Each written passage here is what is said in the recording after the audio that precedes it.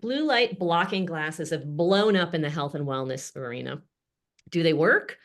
Are they worth it? Or are they just another trendy accessory? Welcome to the Brain Podcast, where we blend medical insights with behavior design principles to empower you in creating brain healthy habits. We aim to demystify brain health, enhance focus, and reduce the risk of dementia. Join us as we unlock the secrets of the brain, all backed by science and fueled by behavior design. Hi, I'm Dr. Shabnam Kar. I'm a functional medicine doctor, a certified tiny habits coach, and I teach people to improve their focus, get rid of brain fog, and reduce their risk for dementia. And I'm Andrea. I'm a behavior design consultant, professional speaker, and I work with organizations to harness the power of high performance habits to increase engagement, resilience, and well-being. And today we're excited because we're joined by Glenn Lubbert, the founder of Stamina Lab, which helps individuals improve energy, focus, and resilience through data-informed sleep and health coaching. Before that, Glenn founded an award-winning multi-million-dollar tech incubator in the health and medical industry. He's now a certified sleep and behavior design expert, trained in mindfulness, nervous system management, and Tiny Habits and Thrive Global, and works in the Tiny Habits and Thrive Global methodologies. Glenn is our colleague in the Tiny Habits community, and we're thrilled to welcome him. Welcome, Glenn. Welcome. Thank you so much. Thank you for having me. We're so excited. So let's just dive in because that's what we do. Tell us, what is blue light and why are we so concerned about it? So blue light is the light that we get from the sun. It's the visible light spectrum that we need to be able to see and be able to have good mood and be able to have energy and vitality and be able to just to go about our day with the fun and energy of the day. And we sometimes vilify blue light, but it's so essential. Primarily, it's essential for our circadian rhythm. It's that the regulation of our body of being able to wake and sleep throughout the day, and which functions all of the organs in our body. Every cell in our body is based on the circadian rhythm, and that comes from blue light. So we get really vilified about, oh, no blue light or reduced blue light, but really it's so essential and we really need it. And we were talking before this, and Shabnam, you were saying you fell into a little bit of a trap with blue light because you were blocking the blue light, but Yeah, so Glenn, I should actually thank you for helping me improve my sleep, and you didn't even know it. So, because I was researching for our podcast together, and I was reading about blue light, and I've been having some sleep challenges for of late, and I thought nothing much has changed really. I mean, I'm trained in CBTI, and I said I should be able to fix my sleep.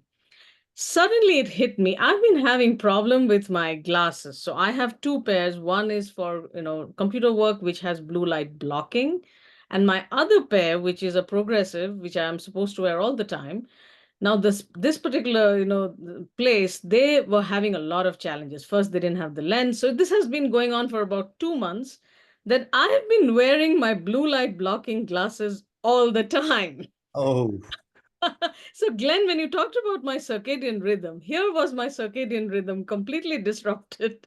And I'm like, and what is going on? So you can imagine, I mean, sometimes some things that we don't even, consider. And here it was. and here's a great example of how accidentally you filtered too much blue light. And this is what you were saying, Glenn, right? We vilify it. We shouldn't have any blue light. Blue light is bad, right? But we do need some of it. And then just to clarify, the circadian rhythm for all of you listeners is what our sleep-wake cycle. So, if you're up late, can't get up in the morning, however that flows for you, whether you're energized or not, whether you're up at 3 a.m, that's all control. That's all part of your circadian rhythm. So talk to us a little bit more about a healthy amount of blue light, or when we want. Yeah. In fact, most people don't get enough blue light, quite honestly. And that's really what's interesting, is that in the morning, we want to get as much blue light as possible, because that starts that clock. It says, okay, in 14 to 16 hours later, I'm going to start feeling sleepy. With the melatonin that helps us fall asleep is going to start being produced. And that 14 to 16 hours starts whenever you get that first bit of blue light. So getting that light by going outside ideally, or through a big window that you can view it through.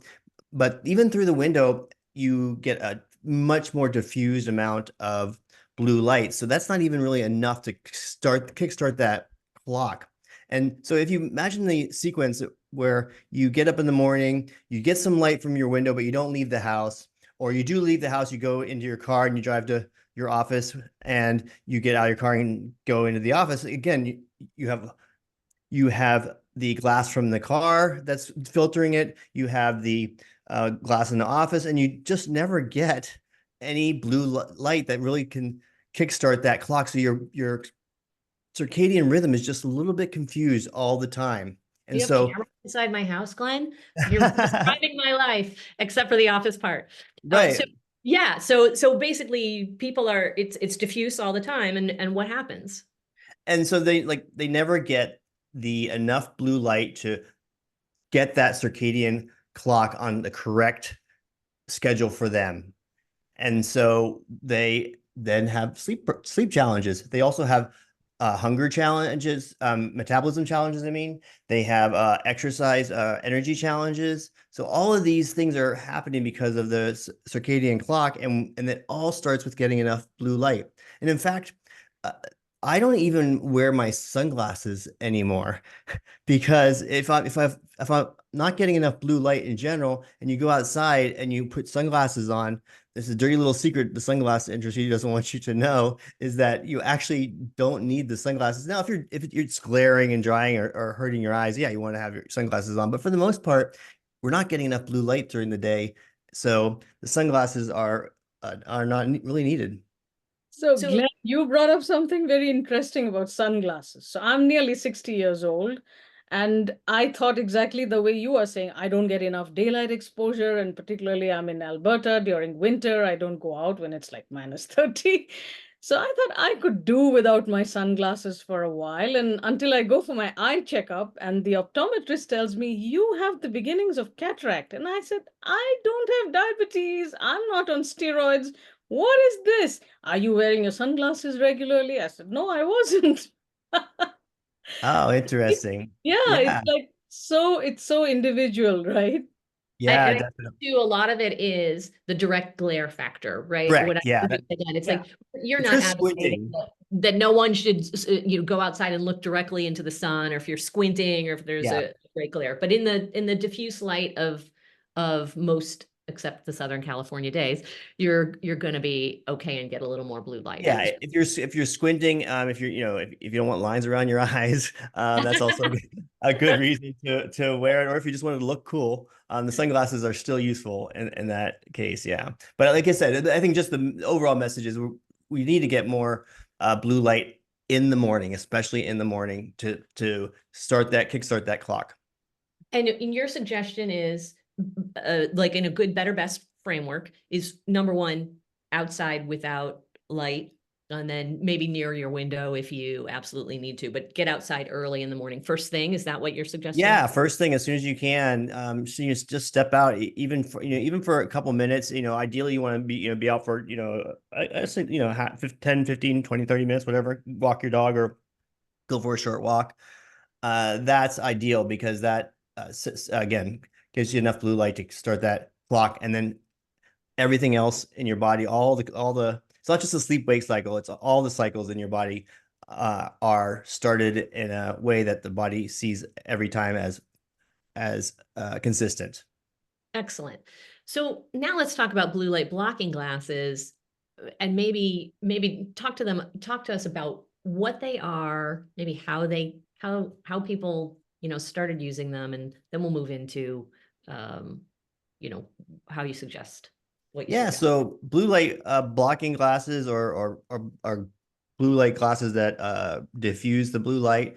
This really came about because we were starting to worry about the light coming from our devices, from our computers, from our TV screens, from our phones, and having that disrupt the natural circadian rhythm, the melatonin production specifically in the evening, and saying, okay, we're not producing the melatonin we need to fall asleep, and the cause is the blue light. Everything's the cause is our phones.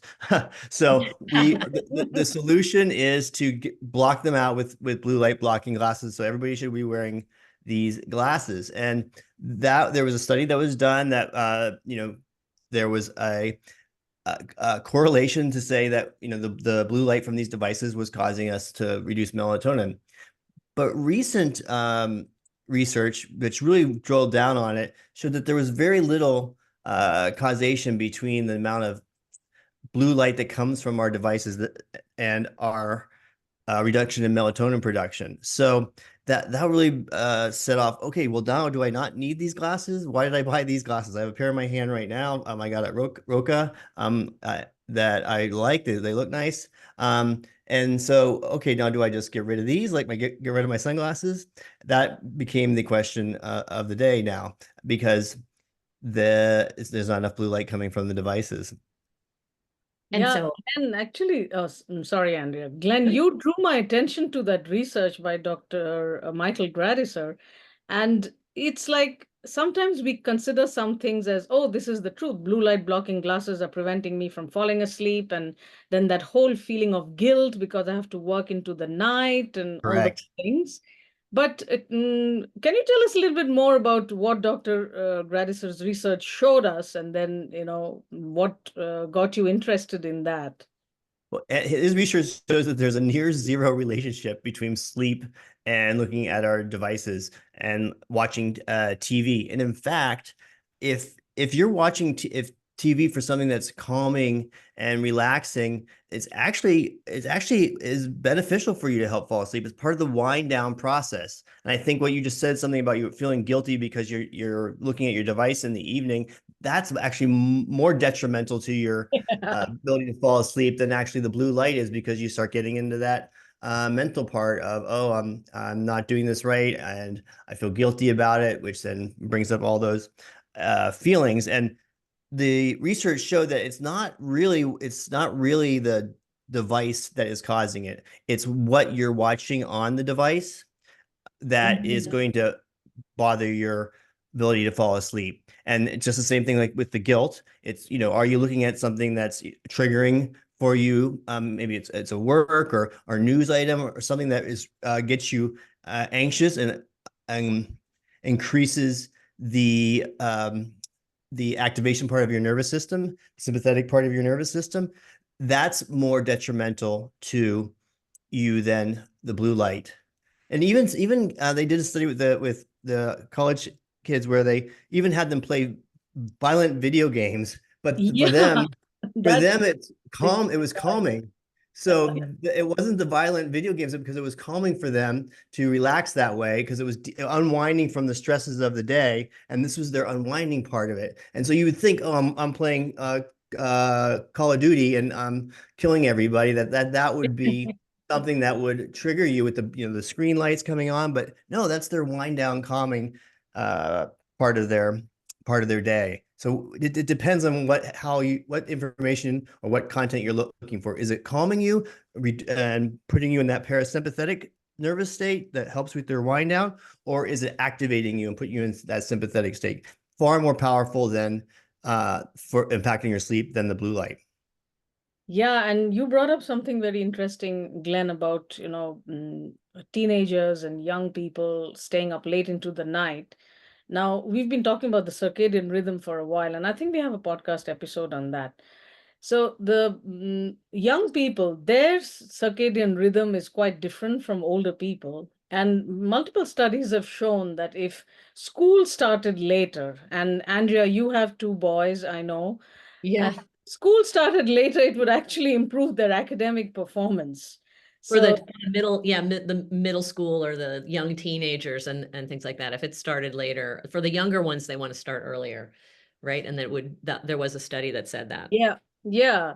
So, so Glenn, from that research, what I got is number one is the research was done in younger people. So the thing is, in medical research, we say that what is studied in, let us say, in the 17 to 45-year age group is applicable to that age group. We cannot kind of, take a leap and say, okay, the same thing applies to older people, because there are studies which have shown that, melatonin secretion is affected by the blue light exposure. And how much is, again, what happens in a research setting and how we can apply it to our day-to-day life, because testing for melatonin in like a lab test, it's not that simple. It's a saliva test to be done 4 times in the day, one sample to be collected in the middle of the night. I have never done that test myself.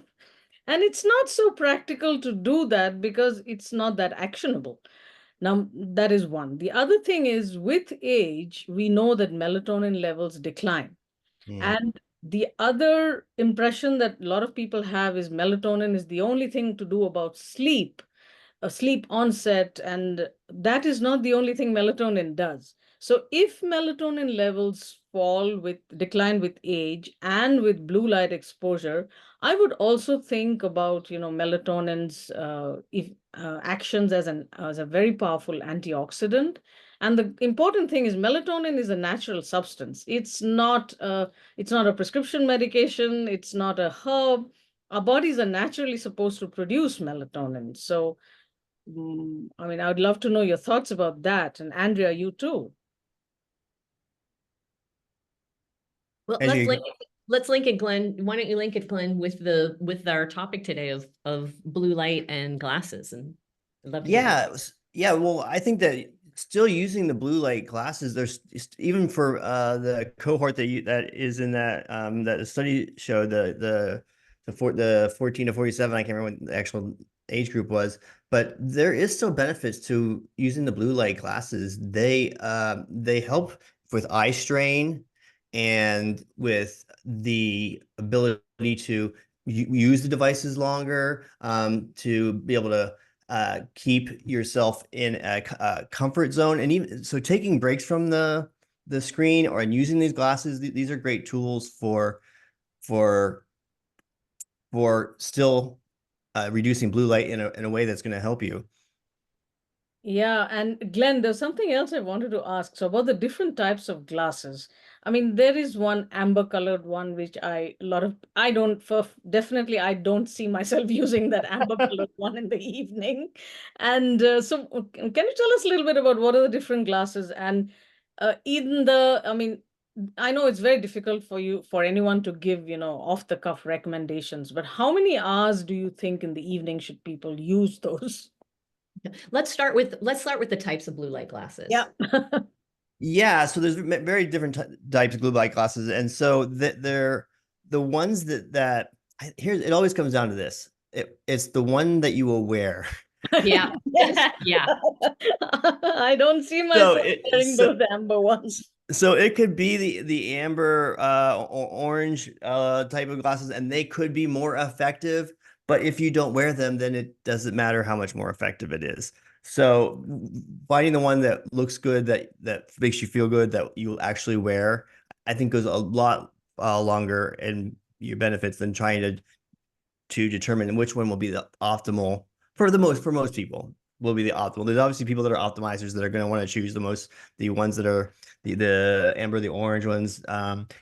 Because we're with those ones, we're trying to replicate what type of light you want to have in the evening. And this goes beyond the glasses in general, but how do you want to have light in the evening? And getting into that more orange spectrum of light is what will help you with the wind down, the signal to the brain. Think about the sunset, the colors of the sunset as they come down. That's a great way to say, oh, what colors do I want to have in the evening? Because if you look at sunsets, that's signaling to the brain, oh, the sun is going down. That means we need to start preparing for our evening and our wind down. So that type of light is what we're trying to replicate. Whether in the morning we want the blue light because it's like the sun coming up in the morning. And so that's how they do the glasses around that same type of light spectrum. So let's walk through like a typical day. We like to make it really, really practical. And I want to have you walk through a typical day so that people know what actions they need to take. Like if I'm going through my day, like when am I wearing them? When am I not wearing them? And again, this is a good, better, best. Get yourself to do what you can do. This is not a prescription. But what does it look like IRL, Glenn? Well, I think if you're not wearing them and you're sleeping fine, then you're good to go. And I think Wonderful. Yeah. and then that's the first thing. And it's not testing your melatonin levels. It's like how do you feel? Are you sleeping fine? Or do you have that energy in the morning? Then this is not something to optimize or even stress about. If you do want to look at it like the time of day when you start to get eye fatigue or brain fatigue, that's a good measure of when you might want to put on some blue light glasses if you're staring at your screen all day. Definitely in the morning, like we already said, get out in the morning without any glasses, kickstart that circadian rhythm, start the clock.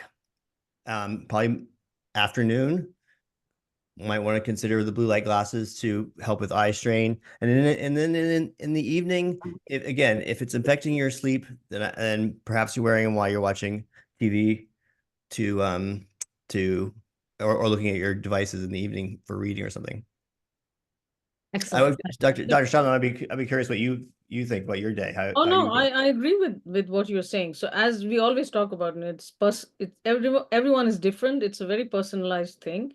And the other wonderful thing is, this is not a prescription medication with potentially toxic effects.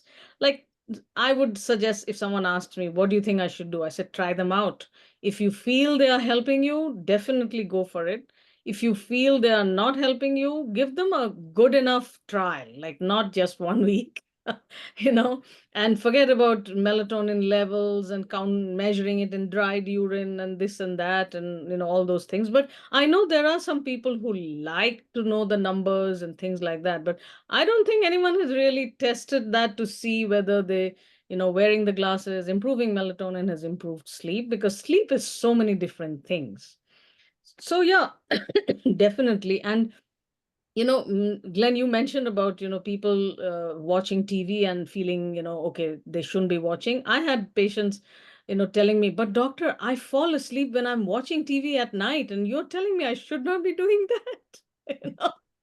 Yeah. Exactly. There's a show that if I'm wanting to fall asleep, there's a show I watch. I'm gonna embarrass myself. I won't tell you what it is, but it's your brain can focus somewhat on the show and not on the thinking that could possibly go in your head that then helps you fall asleep because you're not ruminating about something. And the show I watch, oh my goodness, it's so I'm chomping at the bit here. I really want to hear it, Glenn. Oh my God. All right. So it's the show is called it's Ancient Aliens. Ah! And because I can turn that on, it doesn't matter what they say, it's nonsense. So I don't Yeah.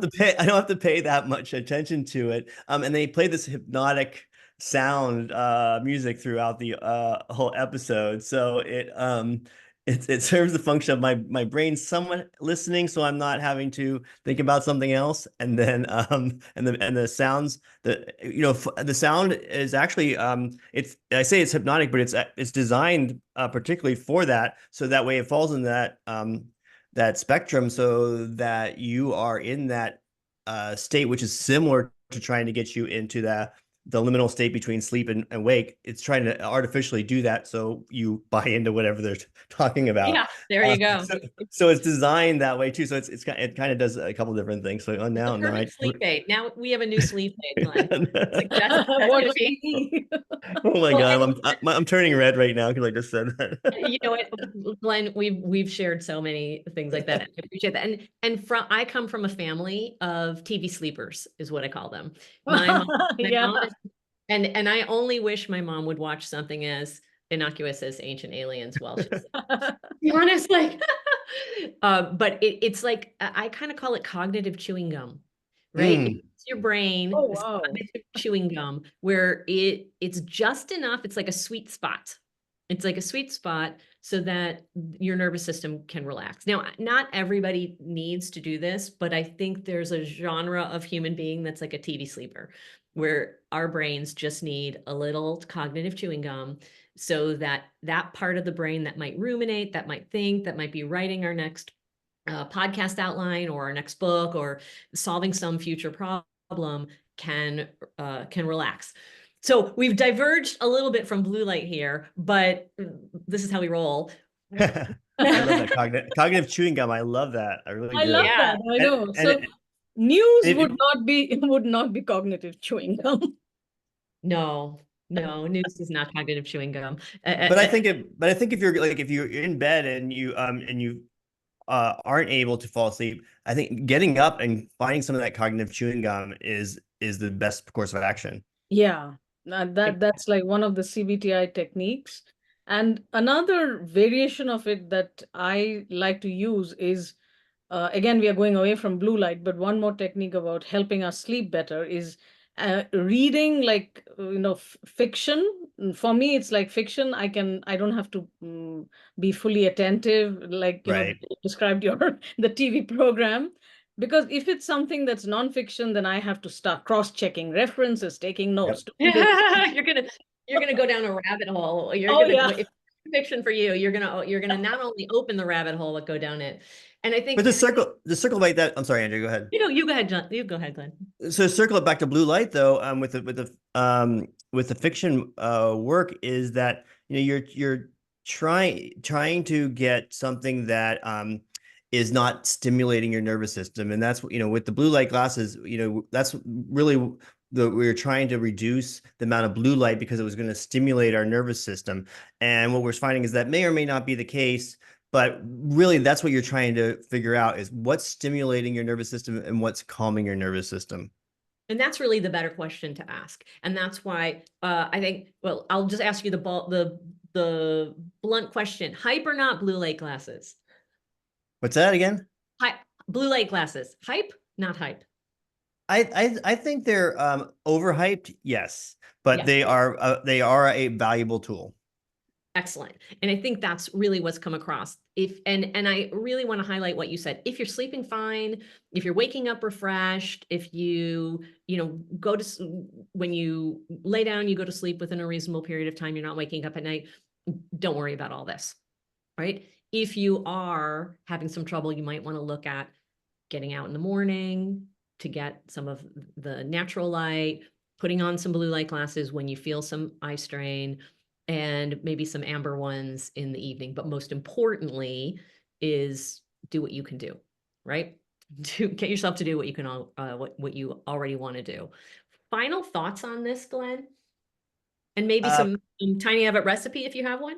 Yeah, I'll share my tiny habit. One of my tiny habit recipes is my favorite one is after I have a little alarm set on my phone, and it says at 9 o'clock. It goes off. That's time to put my phone to bed.